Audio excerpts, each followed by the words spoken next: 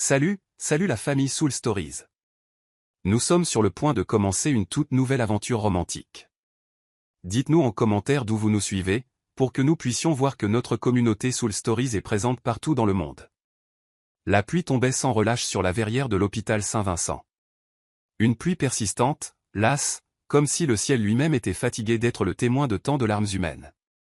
Lila Carter resserra la couverture autour de son fils et se dépêcha dans le couloir, où flottait une légère odeur d'antiseptique.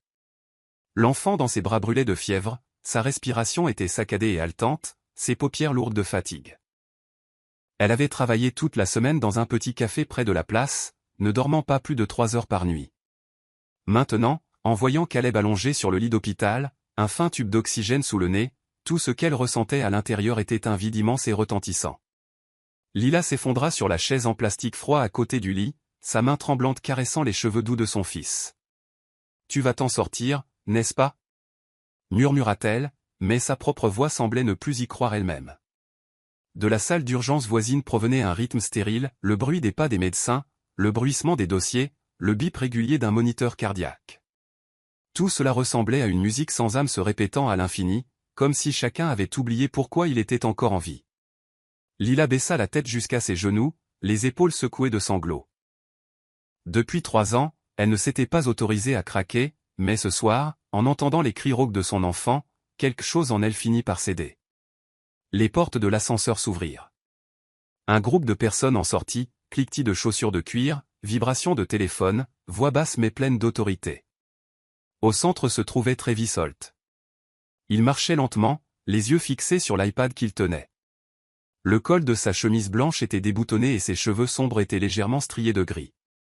Il était exactement le même qu'il y a 3 ans, sauf que la fatigue dans son regard était plus profonde, plus aiguisée, celle d'un homme qui avait appris à cacher son âme derrière une précision froide. Lila leva les yeux, le souffle coupé. Elle n'aurait jamais pensé le revoir, pas ici, pas comme ça, et certainement pas avec l'enfant qui portait ses yeux, allongé dans ce lit d'hôpital. Travis s'arrêta en la voyant. Au début, ce ne fut qu'un regard distrait, détaché, comme pour n'importe quel inconnu. Puis son regard s'attarda. Plus longtemps qu'il n'aurait dû. Quelque chose de familier l'interpella, la silhouette frêle, le visage fatigué, et ses yeux qu'il avait autrefois regardés avec une tendresse qu'il avait refusé de voir. « Lila » dit-il enfin, la voix basse, rauque, incertain de sa propre mémoire. Elle se leva, pâle mais stable, ses yeux remplis de larmes brillants. « Cela fait un moment, monsieur Holt. » Sa voix était si basse que lui seul pouvait l'entendre, mais elle suffit à le glacer. Ses yeux glissèrent vers l'enfant sur le lit, le petit visage luttant pour respirer. Un frisson lui parcourut l'échine. Cet enfant, est-ce que... Vous n'avez pas besoin de demander, le coupa-t-elle, toujours en regardant son fils. Vous avez déjà mis un prix sur lui, n'est-ce pas? Travis ne dit rien. L'air devint lourd entre eux. L'homme qui avait autrefois signé un chèque pour effacer une vie ne pouvait plus que rester là, hanté par le bruit de la pluie et des souvenirs qu'il pensait avoir enterrés. Puis la porte derrière lui s'ouvrit brusquement. Un groupe de journalistes fit irruption, les flashs des caméras crépitant comme des éclairs. « Monsieur Holt, des rumeurs disent que vous avez un enfant caché avec votre ancien employé de maison. Pouvez-vous confirmer si le garçon aux urgences est votre fils ?» Lila se figea. Des larmes chaudes lui montèrent aux yeux, mais elle les ravala. Elle ne les laisserait pas la voir s'effondrer, pas encore. Travis la regarda, puis regarda les caméras braquées sur son visage. Il pouvait dire la vérité. Il pouvait sortir de la cage de sa réputation en une seule phrase. Mais 3 ans l'avaient entraîné à réagir avec logique, et non avec le cœur. « Non, dit-il doucement, puis plus fort. Non, je ne la connais pas. Elle a travaillé pour moi, et maintenant elle essaie d'utiliser mon nom. » Des murmures se propagèrent.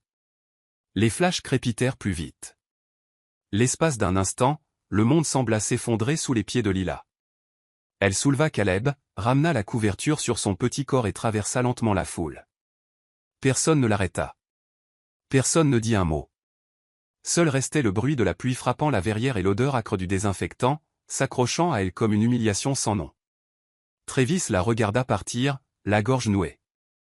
Il ne pouvait détacher ses yeux d'elle, la femme qui, autrefois, nouait sa cravate chaque matin, qui souriait doucement quand il fronçait les sourcils devant un café trop léger, la femme qu'il pensait pouvoir oublier.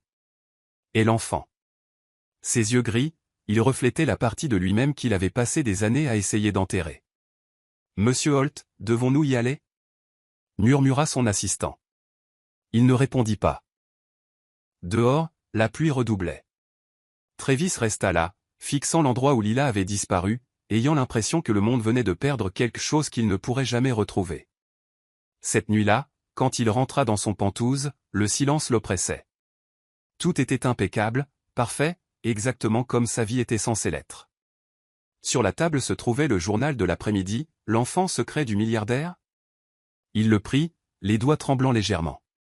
Sous le titre, une photo granuleuse, Lila tenant Caleb, son visage à moitié caché par des cheveux en désordre. Mais les yeux du garçon regardaient droit l'objectif, gris orage, profond, clair et terriblement familier. Travis referma le journal. Il s'appuya contre le mur et expira lentement. Une seule phrase résonnait dans son esprit, sa voix dans ce couloir d'hôpital, « Vous avez déjà mis un prix sur lui, n'est-ce pas ?» Et pour la première fois depuis des années, Travis Holt n'était plus sûr d'être l'homme qu'il pensait maîtriser. Cet hiver-là, à New York, fut plus froid qu'aucun autre de mémoire récente. La neige recouvrait les trottoirs usés et le vent de l'Hudson s'engouffrait entre les hauts bâtiments, porteur d'une odeur humide de solitude. Lila Carter resserra sa vieille écharpe de laine autour de son cou alors que le bus s'arrêtait devant la résidence Holt. Un hôtel particulier reclus dans l'Upper East Side, ses murs de pierre grise et ses hautes grilles de fer aussi froids que l'homme qui le possédait. Elle appuya sur la sonnette. Le son résonna dans la cour enneigée. Un majordome ouvrit la porte. Âgé, sévère, le regard évaluateur. « Vous êtes mademoiselle Carter ?»« Oui, Lila Carter. »« M. Holt n'aime pas les gens en retard. Suivez-moi. » L'intérieur était un autre monde. Élégant, impeccable et d'un silence effrayant. Des murs lambrissés de bois sombre, de hauts plafonds et un lustre de cristal qui reflétait une lumière faible. Chaque pas résonnait comme un avertissement de marcher avec précaution. Lila suivit le majordome le long d'un couloir bordé de peintures abstraites jusqu'à ce qu'il s'arrête devant une lourde porte en noyer. « Monsieur Holt travaille. Vous attendrez là. » Par l'étroite ouverture de la porte entr'ouverte, elle vit Travis Holt pour la première fois. Il était assis derrière un bureau massif, vêtu d'une chemise blanche et d'une cravate noire, la lumière hivernale de la fenêtre découpant les lignes nettes de son visage. Elle n'avait jamais vu quelqu'un comme lui. Fier, distant, las, comme une statue de marbre qui prétendrait contenir encore de la chaleur. « C'est la nouvelle, monsieur, » dit le majordome. Travis ne leva pas les yeux. « Bien. Contrat de 6 mois. Renouvelé si elle fait l'affaire. Sinon, renvoyez-la. » Les mots étaient simples, sans émotion, mais suffisants pour que Lila comprenne que dans cette maison, les gens n'étaient mesurés qu'à l'aune du temps et de l'efficacité. Son travail commença le lendemain matin. 5 heures, elle se levait pour préparer le café, laver les sols en marbre, changer les fleurs dans le salon, préparer la table à manger et organiser les papiers sur le bureau de son employeur. Le majordome répéta ses avertissements, « Ne parlez pas si on ne vous adresse pas la parole. Ne le regardez pas plus de 3 secondes. Ne posez pas de questions personnelles. » Lila se contenta de hocher la tête. Elle travaillait en silence, avec diligence, redressant le bord d'une nappe, polissant les poignées de porte, alignant les stylos exactement dans la direction qu'il préférait. Il n'y avait pas de rire dans cet hôtel particulier, pas de musique, aucun signe de vie au-delà du travail et du silence. Il ne lui fallut pas longtemps pour réaliser que Travis Holt n'était pas seulement riche. Il avait bâti une forteresse de solitude autour de lui. Un après-midi, alors qu'elle remplaçait les fleurs dans son bureau, la porte s'ouvrit soudainement. Travis entra, le manteau sur une épaule, une faible odeur de pluie et de fumée le suivant. Surprise, Lila se tourna. Le vase en cristal glissa de ses mains et se brisa sur le sol. Elle haleta, s'agenouillant pour ramasser les morceaux. « Je suis tellement désolé. Je vais le remplacer. »« Pas la peine, » dit-il, la voix basse, détachée. « Ce n'est qu'un objet. » Il s'assit et ouvrit son ordinateur portable. La lueur de l'écran jetait un bleu pâle sur sa joue. Lila resta accroupie, ses doigts saignant légèrement là où un éclat l'avait coupé. Il fronça les sourcils, jetant un coup d'œil dans sa direction. « Vous êtes blessé. »« Ce n'est rien. Juste une éraflure. » Allez vous laver les mains. Je demanderai au majordome de nettoyer. Son ton n'était pas vraiment gentil, mais pendant une fraction de seconde, elle sentit que sous ce détachement, il y avait encore un homme capable de remarquer une autre personne. Dans les jours qui suivirent, elle commença à remarquer de petites choses chez lui. Travis travaillait au-delà de minuit chaque soir. Il mangeait rapidement, parlait rarement à quiconque, et restait souvent assis des heures près de la fenêtre, surplombant la ville. La lumière se reflétant dans ses yeux gris orage, froid mais d'une tristesse insupportable. Une fois, elle osa demander « Voulez-vous que je change votre café pour une torréfaction plus légère, monsieur Holt ?» Celui-ci est assez fort. Il la regarda par-dessus le bord de ses lunettes, mais ne répondit pas. Le lendemain matin, alors qu'elle préparait le même mélange, il dit doucement « Gardez celui d'hier. » C'était indirect, mais assez clair. Il la remarquait plus qu'il ne voulait l'admettre. 2 ans passèrent ainsi. Calme, répétitif, mais dans le silence, quelque chose de fragile commença à grandir. Lila ne savait pas pourquoi, de tout le personnel, elle était la seule autorisée à entrer dans son bureau chaque matin. Elle n'osait jamais penser au-delà de ses devoirs, mais chaque fois qu'il disait « merci », ces 2 petits mots, son cœur ratait un battement. Et Travis, bien qu'il ne l'admettrait jamais, commença à sentir que sa présence rendait la maison un peu moins vide. Elle ne parlait pas beaucoup, mais elle semblait comprendre même les mots qu'il ne disait jamais. Il s'habitua à se réveiller avec un bureau organisé, un café placé exactement au bon endroit, et une petite fleur de lavande dans un bocal en verre près de la fenêtre. Ce n'est que lorsqu'elle prit 2 jours de congé maladie qu'il réalisa ce que l'absence signifiait vraiment. Un soir de février, la cour était recouverte de neige. Travis revint d'une longue réunion d'actionnaires, l'expression lourde, une odeur de whisky flottant dans l'air. Lila était encore dans la cuisine, en train de finir. « Vous êtes encore réveillé ?» demanda-t-il. « Je voulais m'assurer que la cuisine était propre pour demain matin, monsieur. » Il se versa un autre verre, la voix plus douce maintenant. « Depuis combien de temps travaillez-vous ici, Lila ?»« Presque 2 ans, monsieur. »« 2 ans ?» répéta-t-il, ses yeux s'arrêtant sur son visage. « Vous n'avez pas peur de moi ?»« Non, » dit-elle en souriant faiblement. « J'ai seulement peur de ne pas bien faire mon travail. » Il eut un petit rire, un son rare dans cette maison gelée, mais le sourire s'effaça rapidement. Il vida son verre et le reposa avec un bruit sec. Alors qu'elle s'avançait pour débarrasser la table, sa main frôla la sienne. L'espace d'un battement de cœur, le silence. Ils se figèrent tous les 2. Travis baissa les yeux, la chaude lumière jaune attrapait ses yeux bruns, se reflétant faiblement dans l'argent des siens. Quelque chose de petit mais d'indéniable jaillit entre eux. Pas bruyant, pas spectaculaire. Juste une légère fissure dans la glace. Elle retira sa main. « Je suis désolé. »« Non, c'est moi. » Il se détourna, la voix plus basse.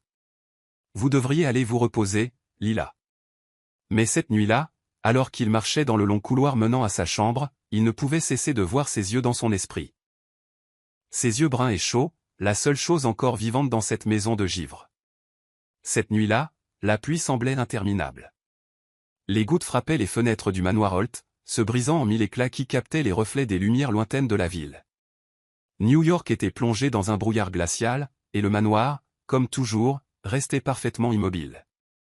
L'horloge au mur indiquait 00h30. Lila était encore dans la cuisine, rangeant le présentoir à épices, essuyant de minuscules gouttelettes sur le comptoir en marbre. Le bruit du vent à l'extérieur emplissait le silence de sa poitrine. Ce travail était devenu son habitude, nettoyer, organiser, rester occupé. Parce qu'à l'instant où elle s'arrêtait, elle se souvenait de sa mère et des factures d'hôpital toujours impayées. La porte d'entrée s'ouvrit. Le son sec des pas résonna sur le sol en marbre. Travis Holt était de retour. Il n'alluma pas les lumières vives, seulement la douce lueur ambrée du hall. Son manteau était trempé par la pluie, sa cravate desserrée, et une main tenait une demi-bouteille de whisky. Le gala de ce soir avait été un échec. L'accord avec le conglomérat suisse qu'il avait passé 6 mois à négocier s'était effondré. Les médias allaient en parler, les actionnaires chuchotaient, les concurrents sourire en coin, mais tout ce qu'ils voulaient, c'était que le bruit cesse. Travis s'arrêta à l'entrée de la cuisine. Le plafonnier blanc illuminait le visage de Lila alors qu'elle pliait un torchon, le dos légèrement voûté, quelques mèches de cheveux tombant sur sa joue. Il resta là un long moment, sans rien dire, écoutant seulement la pluie et le faible tintement d'une cuillère dans l'évier. « Vous êtes encore debout » demanda-t-il, la voix rauque, empâtée par l'alcool. « Je venais juste de finir, monsieur. » Il posa la bouteille sur le comptoir, retira sa cravate, son ton plus lent maintenant. Tout le monde finit par partir. Même ceux qui jurent loyauté. Je suis désolé, je ne comprends pas. Personne ne comprend. Il eut un rire creux. Pas même vous. Lila se tourna. Son regard n'était plus froid et tranchant, mais celui d'un homme trop épuisé pour continuer à se cacher. Si vous le souhaitez, je peux faire un thé au gingembre, offrit-elle doucement. Ça aide pour la gueule de bois. Il la regarda, longuement, avec intensité, puis murmura, vous êtes la seule dans cette maison qui n'ait pas peur de me regarder. Lila se figea. Les mots semblaient simples, et pourtant, quelque chose en eux était d'une honnêteté insupportable. À travers la brume du whisky et la pénombre, elle vit un homme tremblant sous l'armure de sa propre indifférence. Il s'approcha. Sans mots, sans intention. L'espace entre eux se réduisit. L'odeur du whisky sur son souffle, se mêlant à la légère odeur de savon sur ses mains, l'eau de Cologne boisée accrochée à sa chemise. Monsieur Holt. Travis, l'interrompit-il. Appelez-moi Travis. Une goutte d'eau glissa de ses cheveux mouillés sur son poignet. Froid. Puis il se pencha et l'embrassa. Lentement. Pas avec passion, mais avec une sorte de désir brisé, comme quelqu'un cherchant un endroit où se reposer. Lila trembla, mais ne recula pas. À cet instant, elle n'était pas une employée de maison et il n'était pas un milliardaire. Ils n'étaient que deux âmes seules se trouvant l'une l'autre sous la pluie. Le baiser était maladroit, chaud et incroyablement douloureux, comme si chaque respiration partagée était une tentative d'oublier leur propre solitude. Quand elle se réveilla, l'aube était arrivée. Une lumière pâle filtrait à travers les rideaux, se dispersant sur le parquet. Lila se redressa, ramenant la couverture sur ses épaules. La pièce était silencieuse, à l'exception du tic-tac de l'horloge. Sa chemise blanche était suspendue à la chaise. Travis se tenait près de la fenêtre, regardant la ligne d'horizon grise et brumeuse. « Je suis désolé, dit-il sans se retourner. La nuit dernière. Faisons comme si ça n'était jamais arrivé. » Lila se mordit la lèvre, son cœur se serrant, mais sa voix resta calme. « Je comprends. » Il se tourna vers elle, la froideur revenue dans son regard. « Vous pouvez prendre le reste de votre journée. J'ai du travail à faire. » Ce fut tout. Pas d'explication, pas un regard en arrière. Il prit son manteau et partit, la faible odeur d'eau de Cologne et de whisky flottant dans l'air. Une odeur qui la hantrait pendant des années. Ce jour-là, Lila reprit sa routine comme si rien n'avait changé. Elle nettoya, prépara le dîner et ne parla à personne. Mais lorsqu'elle passa dans le couloir où tout avait commencé, sa main frôla le bord de la table, l'endroit où il avait posé son verre, où tout avait commencé. Travis s'enterra dans le travail, signant des contrats, enchaînant les visioconférences, parlant de profits et de pourcentages comme si la vie était toujours parfaitement ordonnée. Mais chaque fois qu'il fermait les yeux, il voyait les yeux de Lila, bruns, chauds, doux et tristes, le regardant dans l'obscurité. Il ne savait pas pourquoi il l'avait embrassée. Il savait seulement que pour la première fois depuis des années, il s'était senti vivant. Mais Travis Holt n'était pas un homme qui s'autorisait à vivre d'émotions. Alors il choisit le silence. Et Lila, elle choisit son propre silence, à travers un sourire tranquille, un travail constant, et cette douleur muette qu'elle portait dans son cœur. Le printemps arriva tôt cette année-là, mais il n'apporta aucune chaleur. Le long de Park Avenue, les arbres étaient encore nus et le ciel de New York était une plaque de verre grise et plate. 3 mois avaient passé depuis cette nuit pluvieuse. La nuit qui avait tout changé dans la vie de Lila Carter. Elle était assise sur le bord de son petit lit de location, les mains tremblantes, tenant l'impression de l'échographie. L'image était granuleuse, faible, juste une petite tache floue sur un fond noir. Mais elle savait que c'était son enfant. Une partie d'elle. Une partie de lui. Le résultat d'un moment à la fois tendre et cruel. Son cœur battait à tout rompre. Elle n'avait pas peur, juste submergée par le poids de quelque chose de bien plus grand qu'elle. Il n'y avait qu'une seule pensée dans son esprit, il devait savoir. Pas pour demander quoi que ce soit, pas pour exiger. Juste pour lui dire la vérité. Cet après-midi-là, Lila retourna au manoir Holt. La maison était exactement la même. Silencieuse, élégante, sans vie. Le vieux majordome ouvrit la porte, l'air surpris. « Je pensais que vous aviez déjà démissionné. J'ai besoin de parler à Monsieur Holt. » Juste un instant. Elle se tint dans le salon, agrippant le bas de son manteau. L'odeur familière de chêne et de cuir emplissait l'air, faisant trembler son cœur. Travis entra quelques minutes plus tard. Costume noir, cravate argentée, visage impénétrable. « Qu'y a-t-il, Lila ?» Sa voix était stable, basse, comme s'il ne s'était jamais touché, jamais partagé cette nuit de pluie. Lila prit une lente inspiration. « Je suis juste venu vous dire quelque chose. Je suis enceinte. » Silence. Seul le tic-tac de l'horloge entre eux. Travis la fixa un long moment, l'expression indéchiffrable. « Je ne suis pas là pour demander quoi que ce soit, » continua-t-elle doucement mais clairement. « Je pensais juste que vous deviez savoir. » Il expira et se tourna vers son bureau. Sans un mot, sans poser une seule question, il ouvrit un tiroir et sortit un chéquier. Le stylo bougea rapidement, des traits noirs, nets et décisifs. Quand il releva les yeux, son regard était devenu de glace. « Prenez cet argent, » dit-il d'une voix mesurée. « Occupez-vous de la grossesse.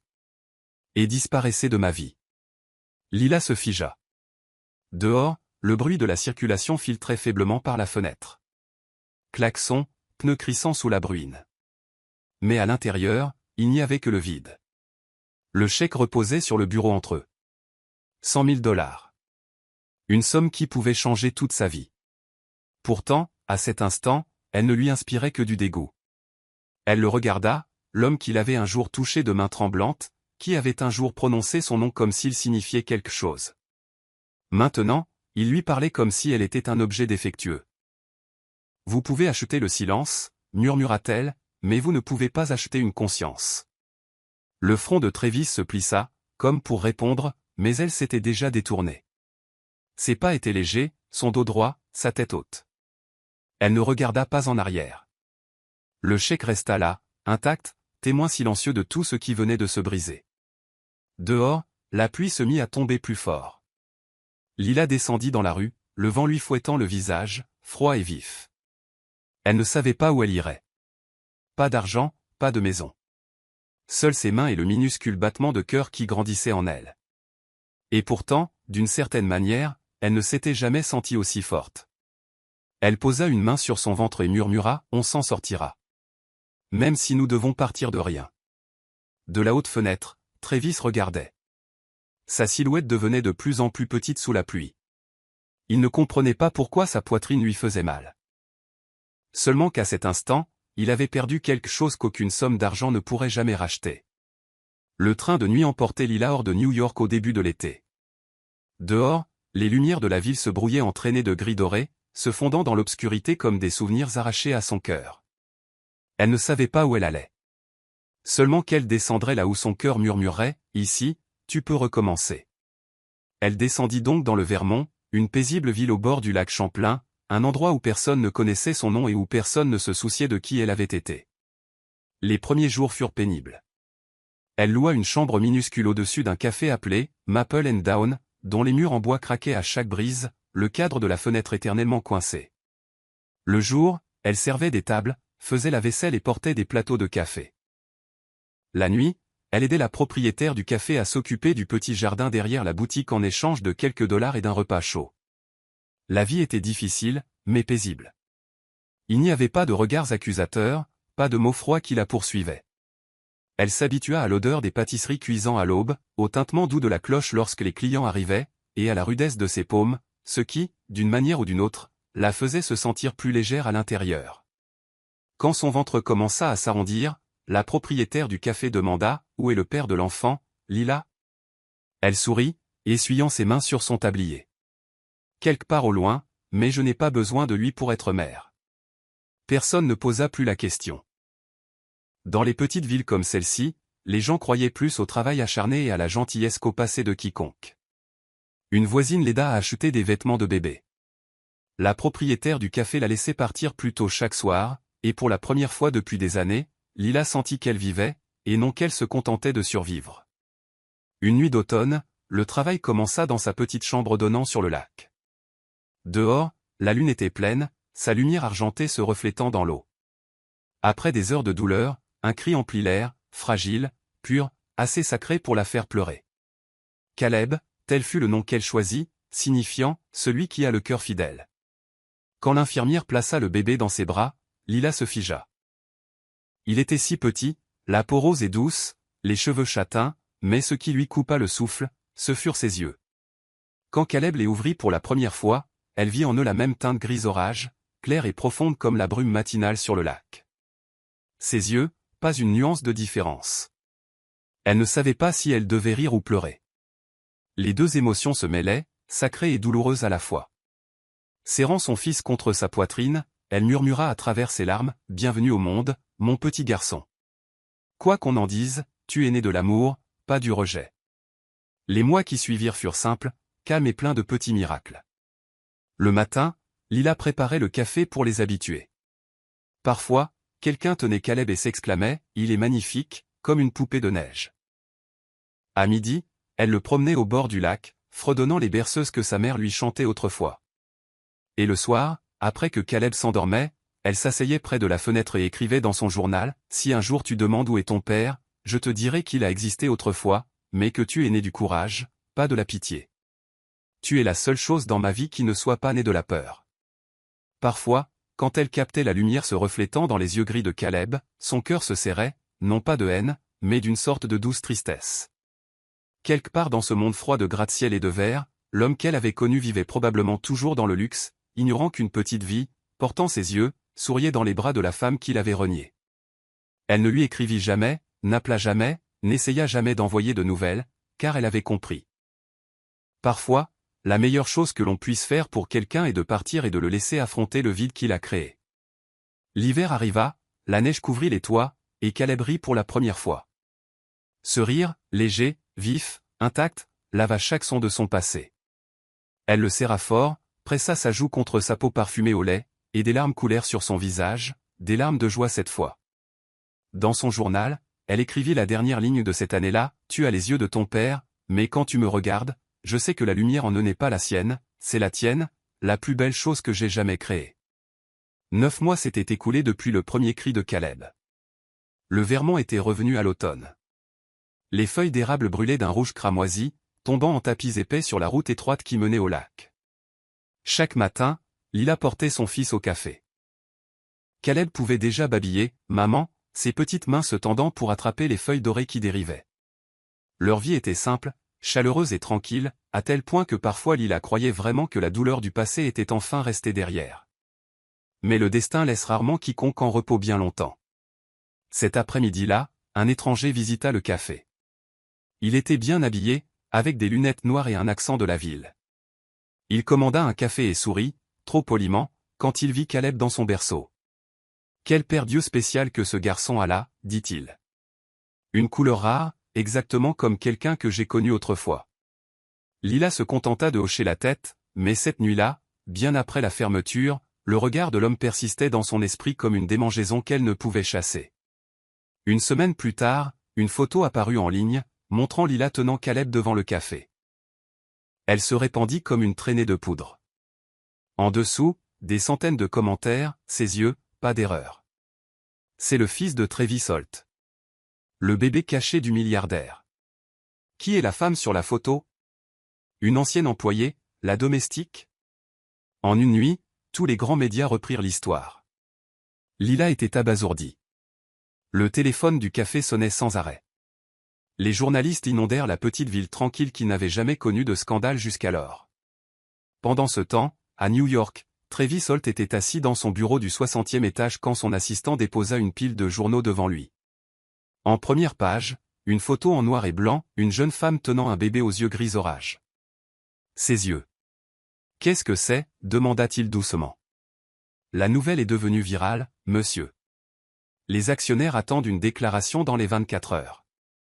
La presse campe devant le siège. » Il tourna le journal, fixant la photo longuement. Sa main se serra jusqu'à ce que ses jointures blanchissent. « Impossible » marmonna-t-il, sans même y croire lui-même. La réunion du conseil d'administration de cet après-midi-là fut tendue comme un fil. Un homme se leva, le ton sec. Si cette histoire est vraie, monsieur Holt, nous attendons une explication. Un enfant illégitime pourrait faire s'effondrer l'action de l'entreprise du jour au lendemain. Travis ne dit rien. Il avait toujours su comment contrôler une crise, mais cette fois, chaque fois qu'il fermait les yeux, il voyait le visage de cet enfant, ses yeux non pas accusateurs, mais purs, qui le transperçaient. Finalement, il parla. Nier. Publier une déclaration. Faux, fabriqué, sans fondement. Les mots sortirent de sa bouche comme de l'acier froid, mais quand ils frappèrent son cœur, ils le brûlèrent. Il ne savait pas s'il protégeait l'entreprise ou s'il se protégeait lui-même de la vérité qu'il ne pouvait supporter d'affronter.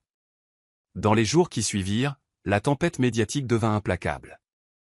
Les médias se précipitèrent pour trouver la femme mystérieuse de la photo. Lila dut quitter son emploi, verrouiller les portes du café et se cacher avec son fils dans leur minuscule chambre de location. Chaque coup frappé à la porte faisait sursauter son cœur. Finalement, un journaliste la trouva. Mademoiselle Carter, l'enfant est-il celui de monsieur Holt? Quelle est votre relation avec lui? Pourquoi avez-vous disparu? Elle se contenta de secouer la tête, serrant Caleb fort contre elle. S'il vous plaît, partez. Je n'ai rien à dire. Mais le silence, aux yeux du public, n'est jamais neutre. Son refus de parler ne fit que leur faire croire qu'elle avait quelque chose à cacher. Son nom à lui, et celui de l'enfant s'étalèrent à la une de tous les journaux. Travis cessa de dormir. Chaque nuit, il s'asseyait seul dans son bureau, regardant les lumières de la ville brûler en contrebas. Chaque fenêtre scintillait de questions. Voulait-elle vraiment m'utiliser, ou ai-je eu tort depuis le début? Le souvenir de cette nuit pluvieuse revint en force. Son sourire, ses mains lui tendant le café, sa voix douce comme une brise silencieuse. Et puis, encore cette image. Le visage de l'enfant, ses yeux gris orage, si clairs, si incroyablement honnêtes. Non, murmura-t-il, presque pour lui-même. Non, ça ne peut pas être. Les actionnaires commencèrent à menacer de se retirer. La presse encercla la tour Holt. Un conseiller en relations publiques suggéra une apparition publique pour faire taire les rumeurs. Travis accepta, en partie sous la pression, en partie à cause d'autre chose, un étrange besoin rongeant de voir l'enfant par lui-même. Et ainsi, un matin pluvieux, il arriva à l'hôpital Saint-Vincent, où il parrainait une initiative médicale. Il ne savait pas qu'au même moment, au bout du couloir du 3e étage, une jeune femme signait des papiers d'admission pour son fils fiévreux. Le nom sur le formulaire, Caleb Carter. C'est là qu'ils se revirent. Leurs regards se croisèrent, la première fois en 3 ans. Juste une seconde, mais assez pour qu'il sache. Ses yeux, ses propres yeux, se reflétant vers lui depuis le visage d'un enfant. Le délire médiatique, le déni, le flash des caméras, et ses mots froids et creux, je ne la connais pas. Tout cela, ce qui s'était passé ce jour-là à l'hôpital, devint la première fissure dans la fière armure de Travis Holt. Et à partir de cet instant, l'histoire ne portait plus sur la vérité ou le mensonge, mais sur le prix du déni. 3 jours après le scandale de l'hôpital, New York n'avait toujours pas cessé de parler. Partout où Travis Holt allait, les écrans, les cafés, les salles de conseil, il entendait son propre nom. Mais ce qui le tenait éveillé la nuit, ce n'était pas le bruit du monde. C'étaient ses yeux, les yeux gris orage de l'enfant, clairs, profonds et terriblement familiers. Des yeux qu'il ne pouvait croiser sans sentir quelque chose s'effondrer en lui. Chaque fois qu'il fermait les siens, il réapparaissait. Pas en colère, pas accusateur, juste triste. Une tristesse si pure qu'elle dépouillait chaque couche d'arrogance sur laquelle il avait bâti sa vie. Pour la première fois, l'homme qui se croyait incassable se sentit petit. Quand les actionnaires exigèrent un test ADN, Travis ne résista pas. Pas pour eux, mais parce qu'il avait besoin de mettre fin au mensonge auquel il s'était accroché. Il savait déjà. Depuis ce bref instant dans le couloir de l'hôpital, quand le garçon avait ouvert les yeux, il savait. Il n'avait pas besoin d'un laboratoire ou de pourcentage pour confirmer ce que son âme avait reconnu instantanément. Il avait vu son propre regard le fixer, comme si Dieu lui-même lui avait rendu le visage de l'homme qu'il était autrefois, à l'époque où il croyait encore en la bonté. Mais savoir était une chose. Admettre en était une autre. Il était Travis Holt, l'homme qui ne pliait jamais, ne faiblissait jamais, ne se trompait jamais. Le nom lui-même avait été bâti sur la réputation, et la réputation était devenue sa cage. Quand l'enveloppe arriva, il ne l'ouvrit pas tout de suite. Il la laissa sur son bureau, fixant le mince papier blanc comme s'il s'agissait d'un verdict en attente d'exécution. Tout l'après-midi, son bureau resta silencieux. La lumière tardive du soleil entrait à flot par la vitre, touchant le coin de l'enveloppe comme une lame dorée. Finalement, il l'attrapa, lentement, prudemment, comme s'il décellait son propre cœur. La feuille glissa, quelques lignes de texte noir et stérile, correspondance ADN, 99,99%. Conclusion, la paternité est quasi certaine. Travis ne s'y a pas. Il ferma simplement les yeux, expirant un souffle qui trembla en sortant. Tout ce qu'il s'était battu pour nier était maintenant imprimé clairement, légalement, irrévocablement. Il n'y avait plus de place pour le silence, plus d'excuses pour fuir. Il resta assis là un long moment, immobile. Dehors, la lumière passa de l'or au violet, puis au noir. À l'intérieur, seul le son de l'horloge et son rythme cardiaque, régulier mais lourd, emplissaient la pièce. Il sentait le poids pressé sur sa poitrine, pas la peur, mais quelque chose de plus profond, de plus lourd. Et pourtant, pour la première fois, il ne voulait pas le combattre. « Je le savais déjà », murmura-t-il, la voix rauque. « Je n'avais juste pas le courage de le dire. » Après un moment, Travis prit son téléphone et fit défiler ses contacts, s'arrêtant sur un nom qu'il n'avait jamais effacé, Lila Carter. Sa main tremblait, mais il n'appela pas. Il ne savait pas quoi dire, ni par où commencer. Il se leva, marcha jusqu'à la fenêtre et regarda la ville brûlée de lumière en contrebas. Chaque lumière était une vie, une vérité. Et parmi toutes ces vérités, il y en avait une qu'il ne pouvait plus nier. Cet enfant était son fils. Cette nuit-là, il conduisit seul hors de Manhattan. Le vent fouettait ses épaules, froid et coupant. Des papiers bruissaient sur le siège à côté de lui. Le rapport ADN, brillant faiblement sous les lampadaires qui défilaient. Il se gara près du pont et sortit. En dessous de lui, la rivière était noire comme du verre, ondulant sous le reflet d'innombrables lumières, chacune comme un œil le fixant. Il baissa la tête et murmura, à peine audible, « Mon fils, je suis désolé. Je t'ai vu, et j'ai quand même choisi le silence. Mais à partir de maintenant, je ne me cacherai plus. » Une larme coula sur sa joue, la première depuis des années. Travis Holt, l'homme qui croyait autrefois que les larmes étaient une faiblesse, comprit enfin. Parfois, les larmes ne signifient pas la défaite. Elles signifient que l'on a enfin trouvé le courage d'être honnête. Quand l'aube se leva, il retourna à son bureau. Une faible marque rouge persistait sur son poignet là où l'échantillon de sang avait été prélevé, comme une marque silencieuse de vérité. Il posa les résultats ADN sur son bureau, prit le téléphone et dit à son assistante, la voix calme mais résolue, « Préparez une conférence de presse. Midi aujourd'hui. » Sans hésitation, sans peur. Il savait ce qu'il était sur le point de perdre, réputation, valeur boursière, image. Mais il savait aussi ce qu'il allait regagner, quelque chose de bien plus grand, le droit d'être un père. Ce matin-là, avant de quitter son appartement, Travis se regarda dans le miroir. Le léger gonflement sous ses yeux trahissait une nuit blanche. Le gris argenté de son regard ne semblait plus froid, mais clair, brut, humain. Il murmura à son reflet, « Tu as ses yeux, et mon fils aussi. Aujourd'hui, je vais les utiliser pour regarder la vérité en face. » Ce matin-là, la ville semblait retenir son souffle. La nouvelle de la conférence de presse d'urgence de Travis Holt dominait toutes les émissions. Les journalistes se rassemblèrent devant le siège de la Holt Corporation avant l'aube.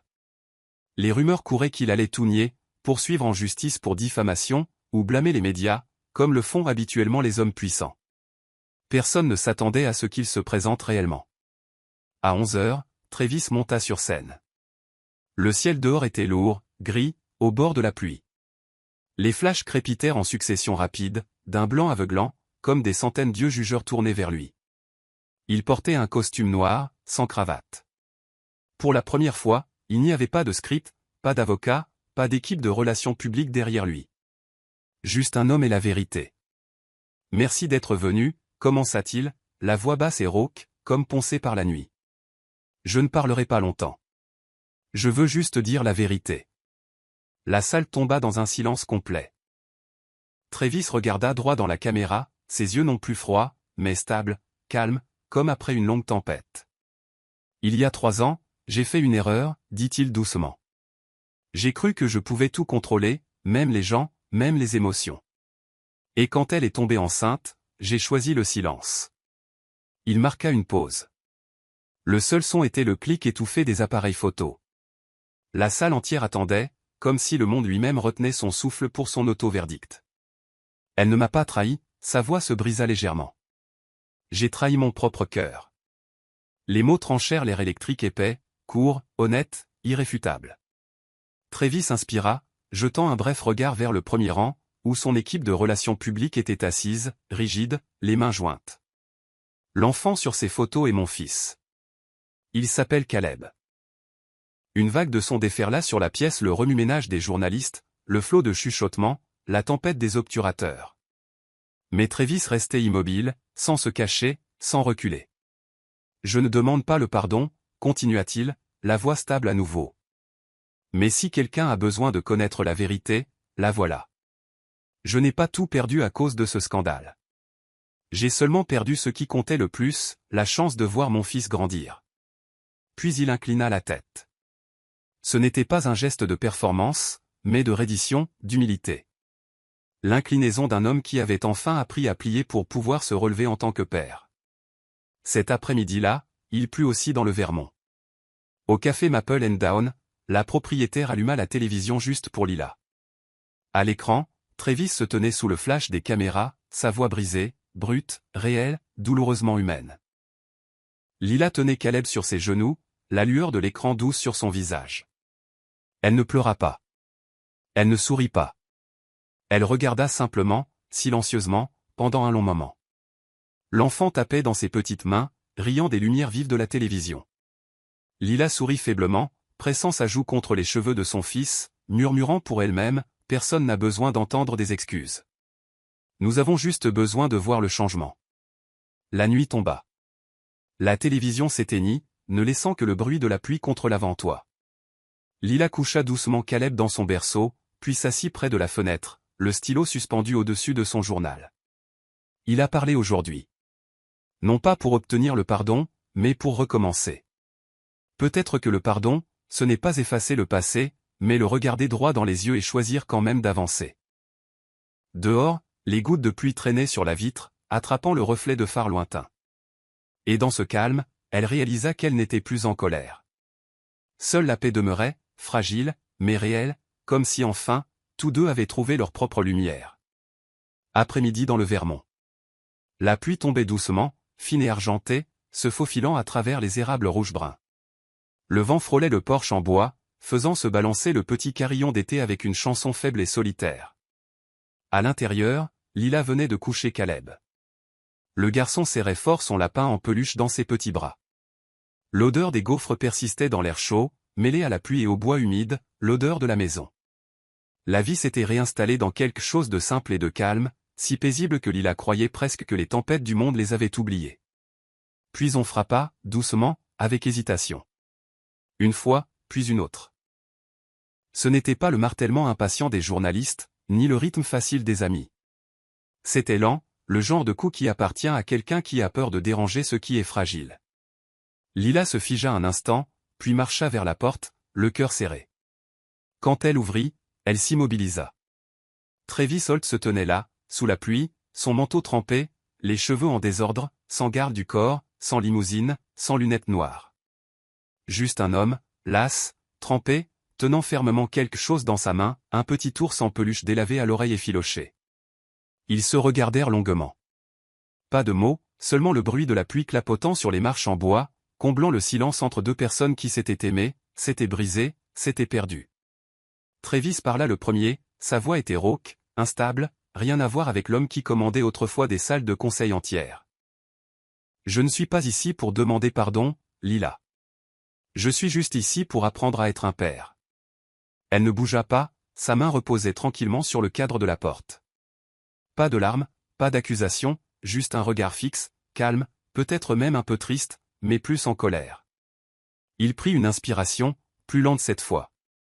J'ai passé ma vie à apprendre à tout contrôler, mais quand je l'ai vu, j'ai réalisé que certaines choses ne se contrôlent pas. Elles ne peuvent qu'être aimées. Les yeux de Lila tombèrent sur l'ours en peluche dans sa main. Cet ours, c'était le mien quand j'étais enfant, dit doucement Travis. J'ai pensé que... Peut-être que Caleb l'aimerait. Pendant un long moment, elle ne dit rien. Puis elle s'écarta et ouvrit la porte plus grand. Entrez. Il dort, mais vous pouvez le voir. Travis entra lentement. La petite maison semblait incroyablement chaleureuse. Si différente du pantouse froid et parfait qu'il appelait chez lui. Sur la table, il y avait quelques dessins d'enfants au crayon, un petit pull séchant près de la fenêtre, et le rythme faible et régulier de la respiration d'un enfant. Il s'arrêta près du berceau. Caleb dormait profondément, les joues roses, ses petites mains agrippant son lapin. Une boucle de cheveux douces reposait sur son front. Même dans le sommeil, ses yeux mi-clos brillaient d'un gris argenté, de la même couleur que ceux de Travis. Travis s'agenouilla, sa main tremblante. Il n'osa pas toucher, posa seulement l'ours en peluche à côté du berceau et murmura « Je suis désolé d'être arrivé avec 2 ans de retard. » Lila se tenait silencieusement près de la porte, le regardant. Pour la première fois, elle vit quelque chose de nouveau en Travis Holt, l'humilité. L'homme fier qui bâtissait autrefois des murs d'ego ressemblait maintenant à quelqu'un mis à nu, essayant d'apprendre l'amour à partir de zéro, les mains vidées et le cœur ouvert. Il leva les yeux, humides de pluie. « Je ne sais pas par où commencer, » murmura-t-il. La voix de Lila était douce, presque un souffle. « Commencez ici. Caleb vous apprendra à aimer. » Dehors, la pluie continuait de tomber. Pas le genre froid et impitoyable des années passées, mais une pluie douce, comme une bénédiction pour quelque chose de nouveau. Sur la table, l'écharpe à moitié finie que Lila tricotait reposait à côté d'une pelote de laine, les fils se croisant et s'entrelaçant à nouveau, comme 2 vis autrefois déchirées, maintenant lentement réparées par quelque chose de simple, la confiance. Quand Travis partit plus tard dans la soirée, l'ours en peluche resta à côté de Caleb. Lila se tenait sur le seuil, regardant sa silhouette s'estomper dans la brume et la pluie. Aucun d'eux ne promit quoi que ce soit. Pas de mots de retrouvailles, pas de vœux d'éternité. Mais à l'intérieur d'elle, quelque chose de petit commença à fleurir, une fois tranquille que peut-être l'amour n'a pas toujours besoin de recommencer par le cœur. Parfois, il recommence simplement par le courage. Le printemps arriva tôt cette année-là dans le Vermont. La neige fondit rapidement, laissant derrière elle une terre humide et la faible douceur du pin. La lumière du matin se déversait comme du miel sur le porche en bois où Caleb était assis, jouant avec une pile de blocs colorés. Depuis l'embrasure de la porte, Lila regardait et souriait. Car assis en tailleur à côté du petit garçon, fronçant les sourcils en profonde concentration, se trouvait Travis Holt. Le même homme dont le nom faisait autrefois trembler les salles de conseil. Maintenant, il se battait avec une couche. Il se penchait maladroitement, le front plissé, tenant la couche propre comme s'il s'agissait du document d'investissement le plus compliqué de sa vie. Il ne tient pas en place, marmonna-t-il, impuissant. C'est parce que tu as oublié de chanter, le taquina Lila, s'accroupissant pour l'aider. Caleb gloussa, donnant des coups de pied si bien qu'une bouffée de talc recouvrit la chemise coûteuse de Travis. Le milliardaire baissa les yeux sur le désordre, puis rit. Un vrai rire, non scénarisé, sans garde. Je pensais que l'amour devait être grandiose, dit-il doucement. Il s'avère qu'il suffit du rire d'un enfant pour faire disparaître le monde. Lila ne dit rien, elle se contenta de le regarder, cet homme qui avait été fait de glace, fondant maintenant de la manière la plus simple et la plus maladroite qui soit. Les jours passèrent et Travis resta plus longtemps que prévu. Il loua un petit chalet près du café, arrivant chaque matin pour aider Lila à dresser les tables avant les premiers clients. L'après-midi, il emmenait Caleb au bord du lac pour nourrir les canards. Les gens de la ville commencèrent à le remarquer. Au début, il chuchotait à propos de l'homme de la ville aux manches retroussées qui ne savait pas distinguer une spatule d'une cuillère. Mais bientôt, ils s'habituèrent à lui, le père apprenant à être humain. Il apprit à faire du porridge, mais faillit brûler la casserole la première fois. Il essaya de chanter des berceuses, mais chantait toujours faux, réveillant Caleb au lieu de l'endormir. Mais il n'abandonna jamais. Chaque échec devenait un autre petit pas maladroit vers la tendresse. Une nuit, Lila se réveilla au son d'une voix. Elle se glissa jusqu'à l'embrasure de la porte et s'arrêta. Travis se tenait debout dans la pièce voisine, berçant doucement Caleb dans ses bras, murmurant dans le noir, « Chut, mon petit. L'orage est parti. Les étoiles sont à la maison. » Sa voix était basse et rauque, mais chaude, le genre de chaleur qui ne vient que du regret transformé en soin. Lila s'appuya contre le cadre, les larmes remplissant ses yeux. Non pas de douleur, mais de la réalisation silencieuse que la plus belle forme d'excuse n'est pas parler. Elle est vécue, avec des mains tremblantes qui ont terriblement peur de blesser à nouveau. Le lendemain matin, tandis que Travis versait le café, Lila dit doucement, « Tu as beaucoup changé. » Il sourit, ajoutant du lait dans sa tasse. « Je n'essaie pas de changer. J'essaie juste d'être digne de ce qui m'a été donné.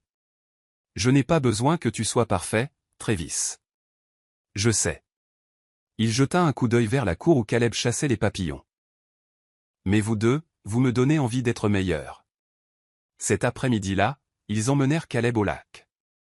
L'eau était calme, reflétant le ciel et les cerfs-volants colorés des enfants qui riaient à proximité. Caleb s'assit entre eux, ses petites mains agrippant les leurs. Travis se pencha, embrassa le front de son fils, puis regarda Lila. Leurs regards se croisèrent et aucun mot ne fut nécessaire. Dans ce simple regard, le pardon avait déjà commencé. Cette nuit-là, Lila écrivit dans son journal, « Il n'est plus l'homme que je craignais autrefois. Il apprend à être un père, et ce faisant, il apprend à être humain à nouveau. L'amour ne doit pas toujours commencer par le cœur. Parfois, il commence simplement par les mains qui osent toucher sans blesser. » Dehors, le Vermont était enveloppé de quiétude. Le clair de lune tombait par la fenêtre, argentant le fauteuil où Travis s'était endormi, Caleb reposant sur sa poitrine, leur souffle montant et descendant à l'unisson. Lila s'approcha, posa doucement une couverture sur leurs épaules et sourit. Caleb s'agita, ses yeux gris argentés s'ouvrant dans un rêve, attrapant le faible scintillement de la lumière. Le genre de lumière n'est non pas de la perfection, mais de l'amour, s'apprenant un battement de cœur à la fois. L'aube se leva lentement sur le Vermont, comme une promesse murmurée. Une lumière fine et mielleuse entrait par la fenêtre, rampant sur le plancher de bois chaud et sur le fauteuil où Travis s'était endormi, Caleb reposant tranquillement sur sa poitrine, leur souffle montant et descendant au même rythme. Lila se tenait sur le seuil, les mains enroulées autour d'une tasse fumante, observant en silence la scène qu'elle avait cru n'exister que dans un rêve. Un rêve d'un père qui avait choisi de rester. Travis s'agita quand Caleb bougea, la petite main de l'enfant agrippant la chemise de son père comme s'il avait peur de perdre son encre. Il se pencha, embrassa les cheveux de l'enfant parfumé au lait et leva le regard. Dehors, le lac était calme comme un miroir, les ondulations de l'aurore s'ouvrant sur quelque chose qui ressemblait à un nouveau départ. « Tu es levé tôt » murmura-t-il, la voix rauque de sommeil. Vieille habitude du café, sourit Lila, lui tendant le café. « Pas de livraison ce matin ? » « Non, dit-il, son ton s'approfondissant. « Aujourd'hui, c'est le jour où je vais dire quelque chose que je retiens depuis longtemps. » Elle n'insista pas. Elle avait appris que les mots les plus importants trouvent toujours leur propre chemin pour être dits. Pour Travis, le pouvoir avait autrefois été un bouclier, quelque chose qu'il croyait le protégerait des blessures. Mais il avait réalisé que la nature d'un bouclier est froide. Et dans ces nuits où son fils respirait régulièrement contre sa poitrine, il vit clairement, il n'avait jamais eu aussi chaud auparavant. Pas derrière des murs de verre, pas sur un trône. Quand il retourna à New York pour clore cet ancien chapitre, Travis se tint debout dans son bureau de verre du 60e étage, l'endroit où il avait autrefois signé des accords qui faisaient grimper les cours de la bourse comme des feux d'artifice. Tout semblait pareil, le bureau, les peintures abstraites, les trophées silencieux. Seul lui était différent. Il convoqua une réunion du conseil, la voix basse mais calme. « Je vais vendre la plupart de mes parts de contrôle. Je ne suis plus la bonne personne pour amener cette entreprise là où elle doit aller. » Un directeur se leva, le visage rouge. « M. Holt, comprenez-vous seulement le prix que vous êtes sur le point de payer ?» Travis répondit lentement. « J'ai déjà payé le prix le plus élevé, en tournant le dos à mon fils. Le reste n'est que chiffres. » La salle tomba dans le silence. Le processus de désinvestissement dura 3 mois, plus lentement que n'importe quel accord qu'il avait jamais géré. Mais il le fit lentement exprès, comme si le repentir avait besoin de son propre rythme. La presse se moqua de lui. Le milliardaire devenu tendre pour un bébé ? Il ne répondit pas.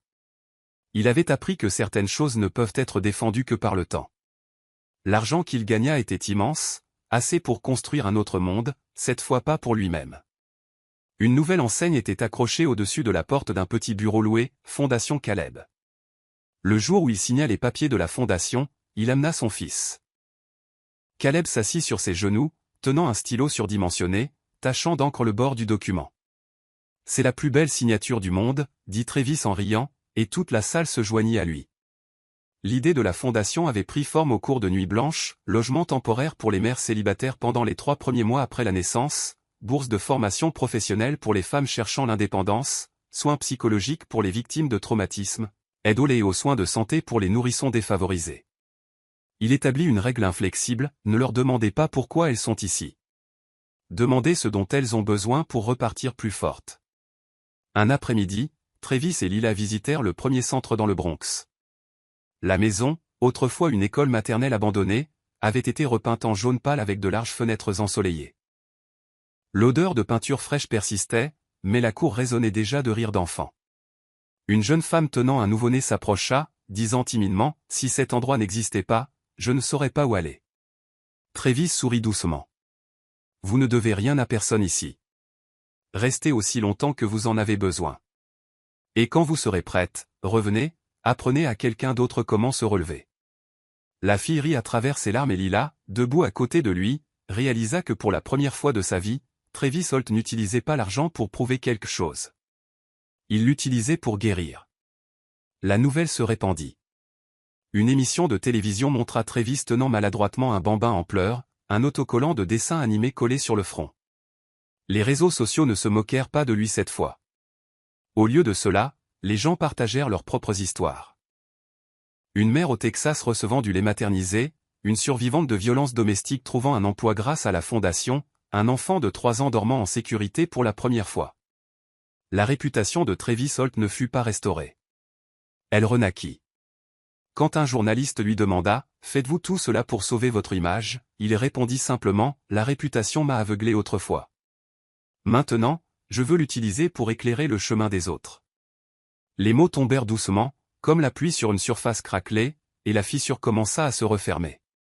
L'été dans le Vermont arriva en pleine floraison. La cour brillait sous le soleil. Caleb courait partout avec un petit moulinet, son rire résonnant sur l'herbe. Lila posa un panier de pâtisserie sur la table du porche, regardant Travis bricoler une balançoire pour enfants.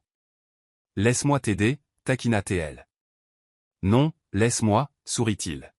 « Donne-moi une chance de réparer quelque chose de petit après avoir brisé quelque chose de grand. » Elle s'arrêta, sa main reposant légèrement sur son épaule.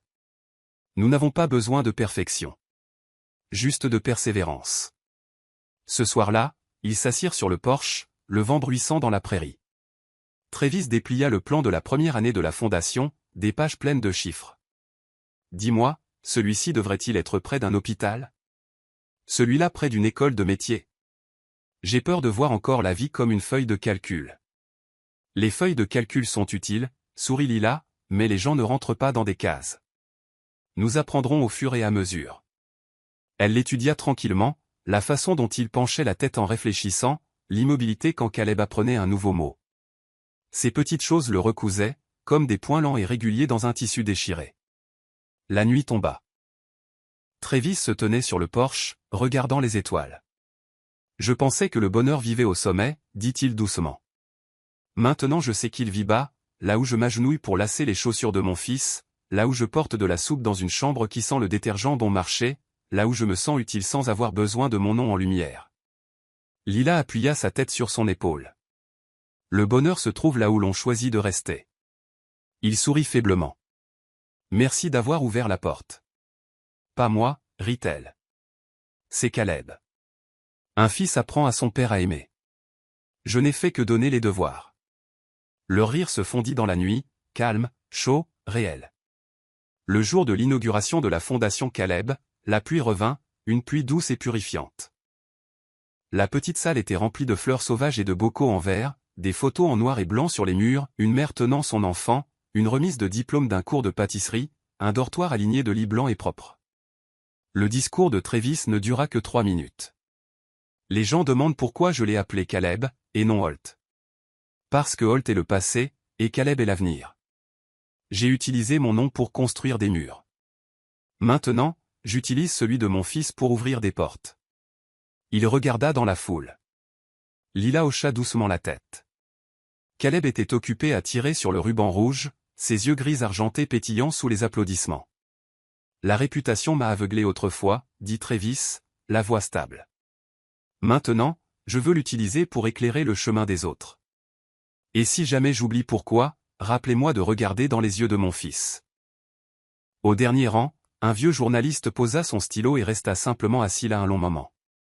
Le lendemain, son article parut avec le titre « L'homme qui a vendu son entreprise pour racheter le droit d'être père ». Cet après-midi-là, ils retournèrent dans le Vermont. Ils s'arrêtèrent au bord du lac. Caleb courut devant, les chaussures trempées, riant en poursuivant un canard sauvage. Lila tira la main de Travis, montrant l'eau. Leurs reflets fusionnaient, s'éloignaient et fusionnaient à nouveau. « Tu te souviens de la première fois que tu l'as regardé ?»« Oui, dit-il. C'était comme regarder dans un miroir. Sauf que cette fois, je voulais que le reflet soit fier de moi. » Elle serra sa main. « Aujourd'hui, je suis fier. » Une douce brise se leva, le soleil glissant sous l'horizon, laissant une faible traînée rose, une promesse silencieuse que demain recommencerait avec quelque chose de petit. Caleb revint en courant, serra la jambe de son père et leva les yeux, ses yeux gris argentés brillants. Travis y vit un homme différent, non pas un milliardaire, non pas un symbole, mais un père apprenant à vivre avec bienveillance. « Rentrons à la maison », murmura Lila. « Oui », dit Travis, soulevant son fils et embrassant ses cheveux doux. « Demain, il y a encore des gens qui attendent la lumière. » Un matin d'été baignait le Vermont de lumière dorée. Le lac était calme comme un miroir, reflétant le bleu profond du ciel et la lente dérive des nuages blancs.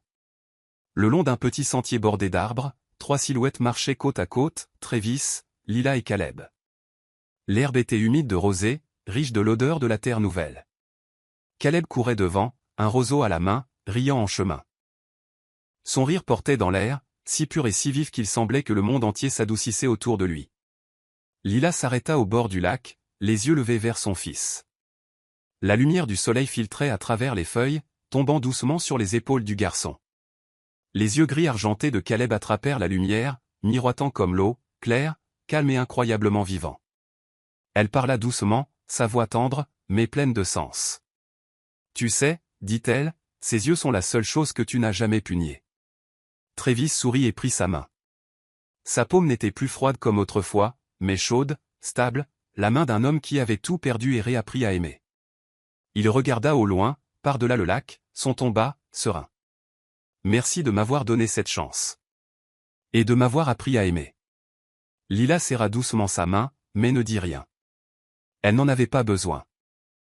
Toutes les excuses, tous les regrets, tous les mots qui s'étaient autrefois dressés entre eux s'étaient déjà dissous dans la vie tranquille qu'ils partageaient maintenant. Il n'y avait plus que 3 âmes dans un matin paisible où l'amour n'avait plus besoin d'être défini, seulement vécu. Caleb revint en courant, tendant une petite pierre ronde. « Papa, lance-la. » Travis s'accroupit en souriant. Il prit la pierre et la lança légèrement. Elle rebondit sur l'eau, 1, 2, 3 fois.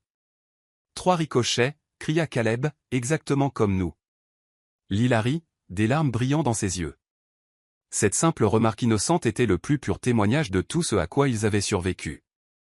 Les erreurs, la distance, et le pardon, tous fusionnant ensemble comme les 3 ondulations s'étendant sur le lac.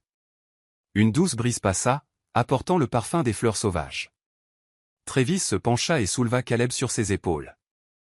Le garçon enroula ses bras autour du cou de son père, riant, ses cheveux effleurant la joue de Travis.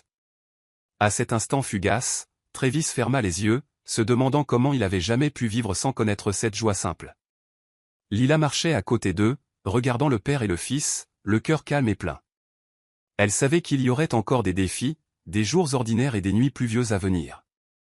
Mais il n'y avait plus de peur. Car cet amour avait déjà été prouvé vrai. Le soleil monta plus haut, répandant sa lumière sur le lac. Travis attrapa de nouveau la main de Lila. La lumière du soleil se reflétait dans leurs 2 regards, de la même couleur, de la même lueur que la lumière dans les yeux de leur fils. C'était la lumière de la vérité, de la confiance et du pardon.